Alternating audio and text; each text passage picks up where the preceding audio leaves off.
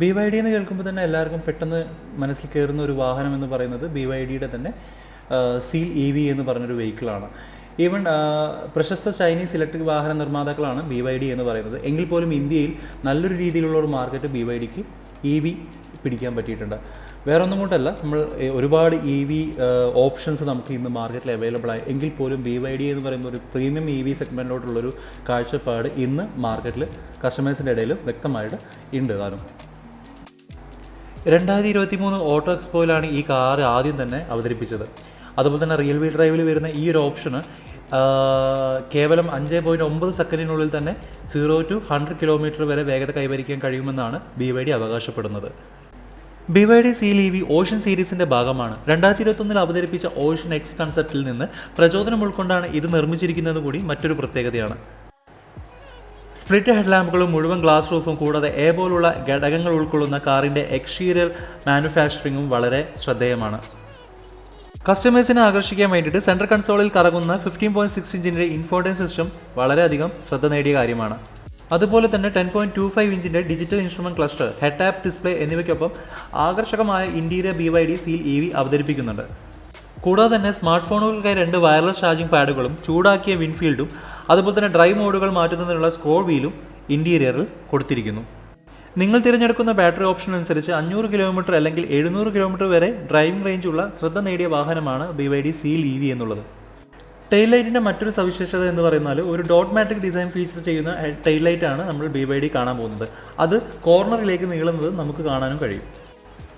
Follow home ഹെഡ്ലൈറ്റുകളും high beam അസിസ്റ്റൻസും അതുപോലെ തന്നെ thermal insulation sound പ്രൂഫിങ്ങും അതുപോലെ തന്നെ റെയിൻ സെൻസിങ് വൈപ്പേഴ്സും ഉൾപ്പെടുന്ന ഒരു ഗംഭീര വാഹനമാണ് BYD എന്നുള്ളത്. സൗകര്യം കൂട്ടാനായിട്ട് BYD ചെയ്തിരിക്കുന്ന മറ്റൊരു പ്രത്യേകത എന്ന് ഞാൻ പറഞ്ഞ പോലെ റൊട്ടേഷൻ ഫംഗ്ഷനോട് കൂടിയ 15.6 ഇഞ്ചിൻ്റെ ടച്ച് സ്ക്രീനാണ് നമ്മൾ മൾട്ടിമീഡിയ സെൻട്രൽ കൺസോളിൽ കൊടുത്തിരിക്കുന്നത്.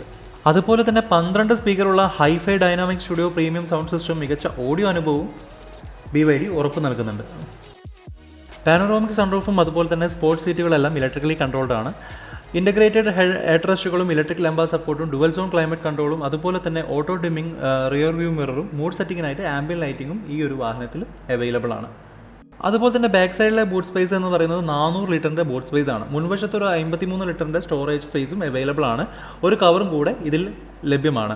അതുപോലെ തന്നെ ഇതിൻ്റെ DC ചാർജിങ് ശേഷി എന്ന് പറയുന്നത് 150 kW ആണ്. ബാറ്ററിയുടെ 80% വരെ 26 മിനിറ്റിനുള്ളിൽ ചാർജ് ചെയ്യാൻ കഴിയുമെന്നാണ് BYD അവകാശപ്പെടുന്നത്. കൂടാതെ 11 kW ഹോം ചാർജിങ് ഓപ്ഷനും കൂടി ഈ ഒരു വാഹനത്തിൽ അവൈലബിൾ ആണ്.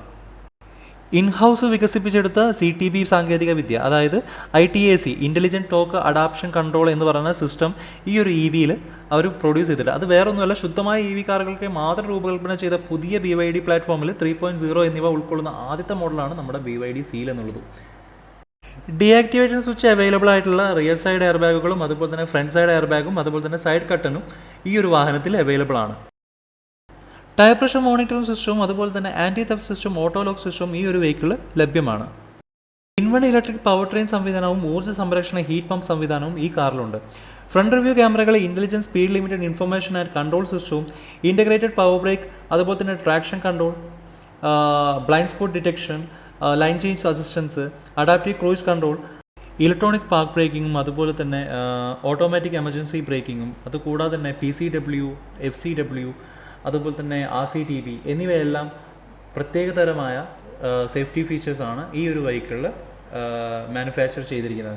അതുകൊണ്ട് തന്നെ 5 സ്റ്റാർ റേറ്റിങ്ങോട് കൂടിയ ഈ ഒരു വാഹനം ഇന്ത്യയിൽ വിപണിയിൽ വരുമ്പോൾ മറ്റു EV വെഹിക്കിൾസിനും കൂടി ഒരു എന്താ പറയുക കോമ്പറ്റീഷൻ തന്നെ, ഒരു മികച്ച കോമ്പറ്റീഷൻ തന്നെ ആയിരിക്കും എന്നുള്ളത് ഉറപ്പ് തന്നെയാണ്.